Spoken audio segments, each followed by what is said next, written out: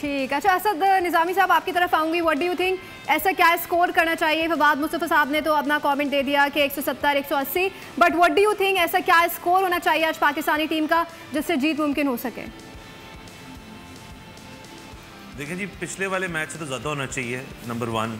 और दूसरा, इंडिया का हमें ये पता है कि उनकी जो चेजिंग है वो बहुत स्ट्रॉन्ग है। वो इस वक्त T20 साइड में से प्रॉब्ली द बेस्ट साइड है जो चेस करती है।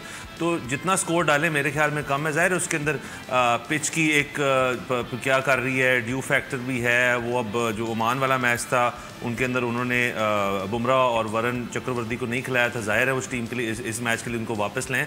सो मोर और लेस आपकी same conditions as the last match है। हम टॉस अगर जीतते तो इस दफ़ा मुझे यकीन था कि हम पहले बॉलिंग कराते, लेकिन टॉस हार गए, बैटिंग करनी पड़ रही है। तो और मैं हमारे पैनल से एग्री करता हूं कि जो technical side of the game है उस पर फोकस करें।